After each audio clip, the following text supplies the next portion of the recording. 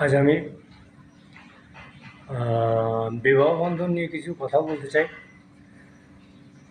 বিবাহ বন্ধন সাধারণত হয় মানুষের সুবিধার্থে, সহযোগিতা, সহমর্মিতা, একে অপরের প্রতি নির্ভরশীল, একে অপরের উপর সহযোগিতা হাত বাড়িয়ে সহযোগিতা করা এবং তারপর বেঁচে থাকা।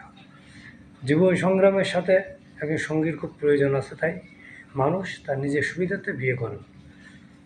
কিন্তু কিছু কিছু ক্ষেত্রে বর্তমান সমাজকে যদি বিচার করা হয়, তাহলে একটা বিষয় লক্ষ্য করা যায়, সেটা হচ্ছে বিয়ে শাদী বিভিন্ন মত এবং বিভিন্ন পথের উপরে কিন্তু বিয়ে শাদী নির্ভর করে। যেমন কিছু কিছু ব্যক্তিরা বিয়ে করার অর্থের জন্য,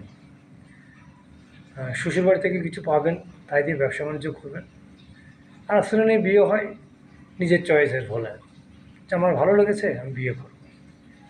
আর এক শ্রেণীর বিয়ে হয় গার্জিয়ান দেখে, তারা দেখে শুনে ভালো মন্দ বিচার করে তারপর বিয়ে দেন। গার্জিয়ান দিয়ে বিয়ে করলে সেক্ষেত্রে হয় কি, সমাধান গার্জিয়ানরাই করেন। আর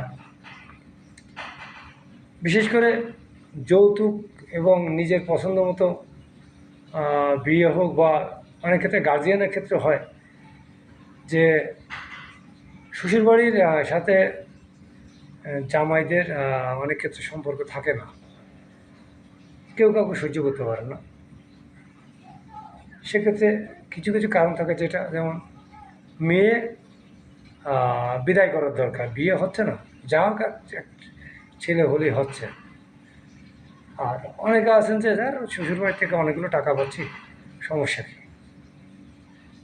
এইভাবে বিয়ে খেতে হয়। কিন্তু কিছু কিছু কারণবশত শ্বশুরবাড়ির সাথে জামাই বা স্ত্রীর মনোমালিন্য স্ত্রীর শ্বশুরবাড়ির সাথে হয় না, এর কয়েকটা কারণ থাকে। বিশেষ করে বউদের ক্ষেত্রে হয়। যেমন ধরেন, স্ত্রীদের চেহারা যদি ফাটা ছাগলের মতো হয়, স্ত্রীদের চেহারা যদি পাঠা ছাগলের মতো হয়, সেক্ষেত্রে অনেক সময় দেখা যায় তাদের গঠন, দেহের অঙ্গভঙ্গিগুলো অনেকটা এড়ে গরুর মতো। অনেক ক্ষেত্রে এড়ে গরুর মতো দেখা যায় তাদের অঙ্গভঙ্গিমা, হাঁটতে গেলে হস্তিনীর মতো। বিশেষ করে একজন স্ত্রী স্বামীর পাশে সে দাঁড়ালে, তার যদি চেহারা ভালো হয়, দেখতে ভালো হয়, সুন্দর হাসি হয়, তবে স্বামী যতই রাগান্বিত থাকুক না কেন, সেটা মনটা কোমল হয়ে যায়। আর যদি চেহারাটা পাঠা ছাগলের মতো হয়, আর দেহের গঠন প্রণালী যদি এড়ে গরুর মতো হয়, তবে মনে হয় যেন